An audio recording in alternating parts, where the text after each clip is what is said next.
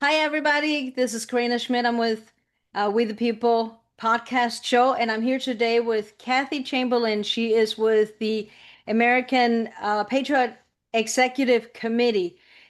Cathi, welcome to the show. It's good to see you. We met a long time ago in Miami, and it's great to reconnect. Yeah, we sure did, Karina. Man, that was like what, 7 years ago or so when you had your Something like your that. Yeah. bookshop and everything. It's great to Yeah. see you I again had too. the Sophie Publishing House and bookstore, so it goes back quite a bit. And I remember you had just come out with Rules for Radicals. Rules for And deplorables. rules for radicals, a rebuttal that you wrote is rules for deplorables, which I thought Right. was great. Can you quickly tell me what APEC is about for those that haven't heard of your organization? And it sounds to me, if I'm not mistaken, it kind of correlates to what you've been doing for several years with rules for deplorables. Well, not really. I never thought I'd be starting up a coalition like this, but uh, this isn't another MAGA group or another America First group. It's actually a coalition of America First groups, all from all around the state of Florida. And today we have over 30 counties with membership involvement in it, and what we tried to do was find America First groups that have been disenfranchised in some way from the Florida GOP, which, believe it or not, there's a whole lot of us, including myself. And I was actually suspended from the party last September, actually. But it had been building for quite some time because I'm sure you're very familiar here in Florida, Karina, with the people that are in leadership positions in our Republican GOP. Yes. And so it's very difficult for grassroots, for America Firsters, MAGA. There's almost like a war on MAGA from them, and it's really peculiar because they pretend to be President Trump's buddies and friends, and yet they are trampling all over the MAGA groups here in Florida. Anybody who speaks out, let's say that. And I've been Yes. speaking out about the stolen 2020 election since 2020, since the day after it was stolen. And they didn't like that at that time. And then, of course, with the J6ers, I was campaign manager for one of the J6ers. They hated that. And all that while I was a member of the local Pinellas Republican Executive Committee. So that's kind of where I got the last part of the APEC, a whole name, American Patriot Executive Committee, because what we're trying to build here, because we couldn't change from within. I mean, we tried so hard to be able to become participants in the Republican Party here Right. locally. And we just kept getting shut out left and right. And it's just not right. And so we didn't want, I didn't want to quit. I didn't want to go outside of the Republican Party to try to change it. So I worked for years to try to change it from within. Very simple changes, not, ordering them to be like us, but rather to just follow their own rules so that we understood the game that they were playing at least. But they just refused to do that, and they weren't fair about much of anything. Even I ran for chairperson back in 2022, and they literally stacked the voters to the point where we didn't recognize anybody who showed up that night, and there were about 100 extra voters, so they really padded the voter roll. I thought that only happened at the supervisor of elections.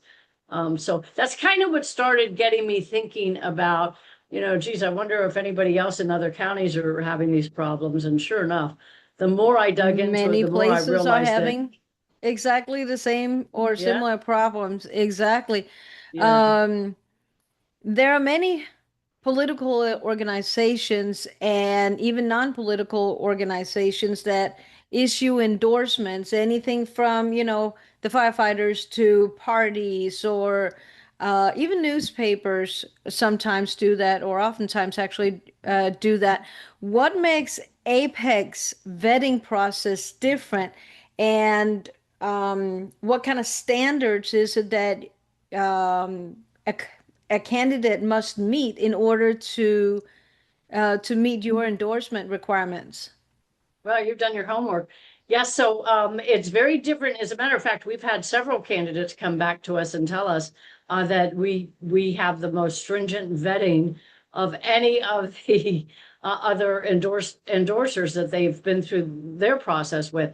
And what we do here, we have over 200 members from 30 different counties. So we told all of our members, we have an executive board, and we kind of try to fashion it. We're in our baby stages still, so we're hoping that each election that goes by, we're going to get stronger and stronger and more organized with our efforts. But so one of our members, let's say they're in Miami-Dade, okay, and there's a candidate that you have to be a member to refer a candidate. So if there's a great candidate in Miami-Dade, but we don't have a member, they're not going to have an opportunity to go through our candidate endorsement process. And the reason that's the way it is because I don't know candidates in Miami-Dade. I don't know them in your county. I don't know them in Right. one county south of me. And we're all like that. You don't know the other side of Florida, what those candidates. So in order for us to make sure that we are actually focusing on America First, true grassroots candidates and MAGA candidates, a member has to refer that candidate. Once they refer the candidate to us, then we direct the candidate to our website, which is apecunited.com. And if you go there and you do the drop down menus, you're going to find a page called Candidates. And on that page, we list all of our endorsed candidates. You can find all of our from all over the state. But also, if you scroll down further there, you're going to find a PDF questionnaire that the candidates are instructed to fill out. And once they fill that out, then we get serious about them once they return it to our email. And the member who referred them to us, then we send them a set of instructions. They have to get two other members in their county. Some counties don't have any, and we encourage people to join so that we can get stronger, by the day, and we are. So if we instruct them, the member to arrange a Zoom call. You're one of them. I I've done forgot. two. I've done two so far, yeah. And I will say, as a person that has sat in on one and the other one I ended up conducting because we had some printer problems, I think it was. So I Mhm. ended up doing the questioning first. They are extensive. This is not a process to take lightly. They're very serious questions, very in-depth questions. Um, and that's one of the reasons that I think it's so important that we talk about what APEC does. Um, If I can just add, that's so great to hear because Go we ahead. asked of our membership who had experience in putting together questionnaires like this. And two of our volunteers stepped up. Karen Schoen, I don't know if you know her, and Yes, I know who Sally she is, Baptiste. anyways. Yeah, well, she's really good at like training, teaching and stuff like that. She's got a radio show on America Out Loud. So they stepped up and they came up with a fantastic questionnaire and then also a scoring model. So that's what, we go through that process and then we make a decision if they're endorsable or not. So APEC, as an organization, we emphasize, and I want to say we because I am part of it as well, Yes. just so our viewers know that. We emphasize supporting true conservatives and America First candidates.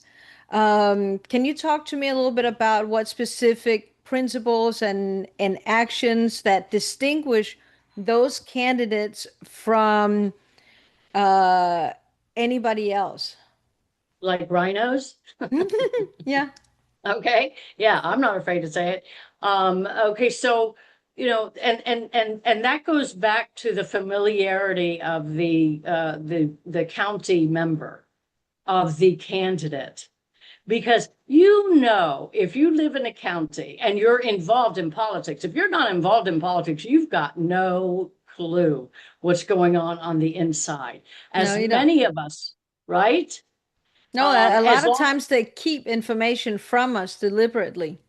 That's correct. Exactly. And they keep us in the dark and they, Right. because most Republicans have no clue that there is something called an REC in every county in Florida. Now, if you're watching this from outside the state of Florida, you have these too. They might be by a different name, but our RECs, Republican Executive Committee, you can join those in your county. Just Google it. Mm-hmm. And that is the heart and the command center of the Republican Party, the official Republican in your county. So you can go to their meetings once a month, and most of them are quite boring and they get nothing done. Almost That's the most intense. frustrating. That really is the most frustrating part about it, that people show up, they represent a precinct, or they just show up to visit and we never see them again. But more frustrating is when people become a precinct committee man or woman. They show up to the meetings and they do nothing between that meeting and the Nothing. next week. They're supposed to reach out to their precincts and inform their Voters. voters there, which Yeah. I have done with my precinct. I literally emailed them, Yes. and as much as We're I can do supposed that, I to. do that because it is my duty. But you're That's right. exactly right about that, that it's a coffee club sometimes. Yeah, it's really frustrating. And then if you're an action-oriented person like us, and you want to, let's say, propose a resolution to be passed to actually follow through and get things done, they won't even follow their own rules and allow you to propose resolutions, at least in my county and many others that I've spoken with. True. And what's really frustrating is they don't let you speak. It's just a sit down and shut up and just get through the hour. They don't let you share concerns. I mean, it's all about control. All they care about is keeping control over the Republican Party. And this is a small minority who have all the power and control. So it's quite frustrating to watch that. So most voters, if they just see an R after your name, they think that you're a safe bet to vote on. But you're not. So a lot of them are not safe bets. They're part of the establishment. Correct. Everybody will complain about John Thune or Tom Tillis, right? Or Susan Collins. But Correct. what do they keep voting for the same type of establishment candidates just because they don't understand the difference between RINOs, which is establishment, and America First. Well, I think part of that, before we go on to my next question, I think part of that is really by design, because the more the establishment can keep the voters ignorant about alternatives and other options and grassroots, in essence, is a relatively new term. It's something that's been thrown out there for, just in recent years, because we didn't used to talk about grassroots. It was just a Republican Party. But if people are kept uninformed about alternatives, and are not given the opportunity to research those candidates, they're going to continue to vote for the same people that have been messing up our country for so many years. Well, the same people And who have that's all the so, money. it's so against American values as, Yes. directed by the founding fathers, wouldn't you say? Absolutely. And unfortunately, they tend to vote for the one who gets the most money, dark money, from the establishment because the grassroots don't have the money behind them. So you don't see all the flashy flyers and all that. And that's really sad. We're trying to change that.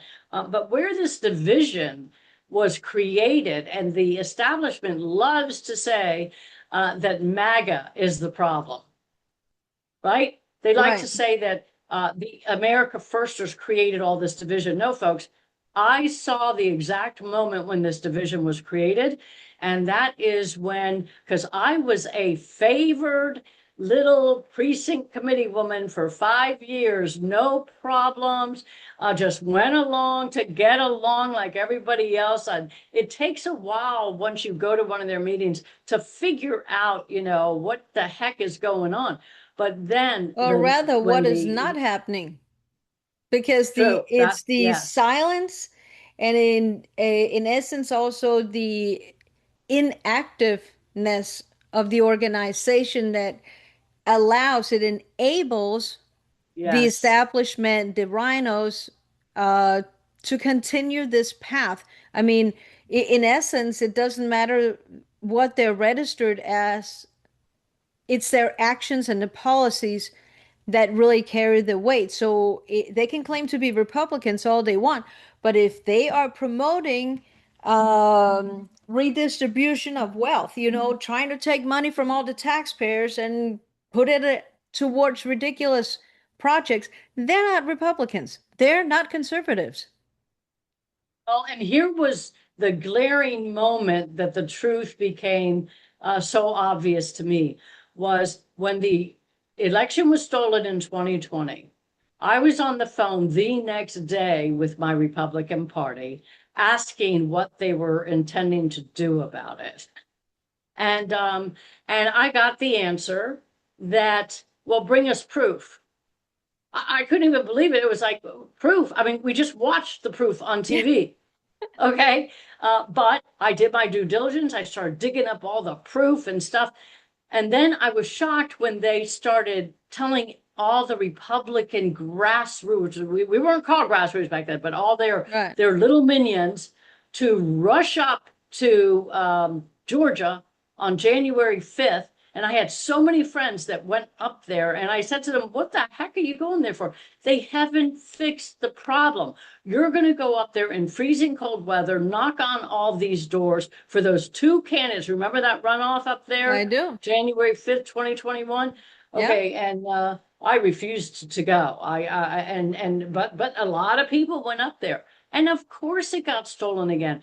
So I was in the forefront here in my county, kind of leading the way to look at all the evidence and to keep our Republican Party eye on the ball. But instead, at the beginning of the year in 2021, they sent their vice chairman around to the RECs to tell all of us to shut up about the 2020 election. I don't know if Christian Ziegler came to your REC. He was the vice chair back then, I but was he in came to Miami at ours. that point. I was in Miami at that point still. Well, he went I around didn't the see state. him there. Okay, well, he went around the state and spoke, because I've spoken to other people who's heard him say this, and he spent a half an hour telling us all, that look, we don't want to talk about the 2020 election. We got to move forward. We got to register more Republicans. And so at the end, when they asked for questions, and I believe that was our last meeting that questions were allowed, I had my hand like this, and he did not want to call on me, and he was looking everywhere else, but nobody else was asking questions. So he had to call me, and I said, I don't get it. Why should we not talk about it? And he said, the reason is because if we keep talking about it, nobody's going to show up for the 2022 election. I mean, and I laughed at him and I But said, that's what do you, exactly what I mean by they enable the problem to continue. They refuse to correct. investigate. You can send complaints into the ethics committees and the election That's right. committees, and they do They did nothing about it nothing. because they are part of the problem. The uniparty. It is the uniparty, exactly. Um, which brings me to this thought that I had. Well, it somewhat ties into why your endorsement, why an APEC endorsement is so important to have now, um, and why it's so meaningful to have. Can you elaborate on that? Yes, a lot of folks don't even realize we have something called a primary and that we're actually a closed primary here in Florida. Not all states are like that. They Right. vary from state to state. Some have open primaries. A closed primary means that you have the Republican, you have a date set, and ours is, by the way, August 18th, not November, No, August August 18th. 18th. And what that means is all the Republicans who want to run for a particular race all start campaigning a year ago for the primary. Same with the Democrats, they do it on their side. And then let's say we have, well, for example, people probably have no clue. We have 11 candidates running for governor of Florida. And that's the perfect example of establishment, okay? Because we have a lot of grassroots there running. Now, We what do. happens is it comes down to the election on August 18th, where one of those 11 is going to be elected. And then they move on to November's election, where they are on the ballot against the Democrat who won over on their side. Okay, folks. So what happens is if we get a RINO in the primary uh, that wins, then that's it. We're going to have a RINO forevermore in that position. And that's why it's And so so, important and that very people few. understand that they have to show up to the primaries because Yeah, otherwise we very end few up with the people wrong do. person for sure. Yeah, very few people do. They don't even know there's a primary, so it's really important, folks. You've got to show up at your precinct. If you haven't gotten an early ballot, which I don't like to get early ballots because No, I I know believe Karina and I, elections should be election day only, period, end of story. and We should we've not learned have, we've I don't even believe in early voting, in fact. Yeah, me neither. And folks, the reason we say that is because we have been on the ground doing the hard work to find out if our voter rolls really are as pristine as our supervisor of elections tell us. And we found out, no, they're not. And About 20% of our voter rolls stink. And so you hear what's going on up in New Jersey right now, Karina, with their illegal immigrants. Like how many thousands? I think they just uncovered 25,000 or more. right. Uh, it might even be a lot higher than that. I don't know. I haven't been paying attention because I'm Oh, so, California is another place in Minnesota that has a number of people that are not even supposed to be in the country in the first place. yes, on And our ballot, on our voter rolls. Okay, exactly. so we happen to know that one of the ways of cheating is with these mail-in ballots. So Yeah. that's why we're hardcore against them, and we have got to get back down to one day voting. That's, I mean, It needs to be and on call it a, election day only and voter ID, period, end of story. If I go into a bank to cash a check and I'm not a member of that bank or a customer in that bank, they're going to ask for two forms of ID. Some of them ask for thumbprints. So to not ask for voter ID is absurd. Absolutely absurd. and the last criteria, we really have to get rid of the machines. Oh, yes. And that's what And made they me can't be have a connected to target. the internet. Because it's not difficult to hack into these machines and alter the Right. results, and it happens.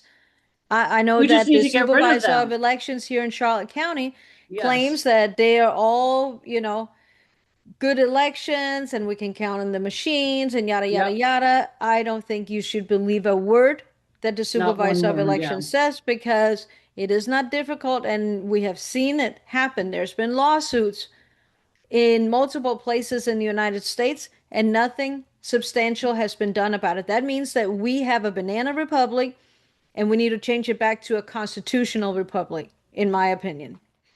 What do you And the say? I'll give you reason, the final word before we end here. the reason we don't have, that we're a banana republic is because the people at the top echelons of the Republican Party do not want fair election. They didn't fight for the 2020 stolen election. They don't want to I did. admit that we have a problem because it helps them in the end. So everybody get involved. Definite. Go visit our website at apecunited.com. Look for the candidates, okay? And try to start understanding where we got to that. You can, by the way, pick up my book, Rules for RINOs, because in that book, I actually lay out how you can tell the difference between a grassroots and a RINO. RINO means, for those who don't know, Republicans in name only. That means they're really not Republicans, They're but not. they claim to be. Very good. Kathy, so much for now, but thank you so much for coming on. We're going to be talking very soon, and we If look I can forward add, to more questions. if I can add, Karina, one last thing. People, Yes. you can get my books at Amazon, both of them, Rules for Deplorables or this one. Or go visit my website, Rules for Deplorables book. .com. So I do get into a lot of that there too as well. No, Educate yourselves. That's what's so important. that Thank is you, Karina, exactly, for having and me. keep sharing that information that you learn to others. Don't keep it to yourself. Share. Thank you so much for coming on, Kathy. It was great to see you, and I'll talk to you soon, very soon. Great. Thank you very much.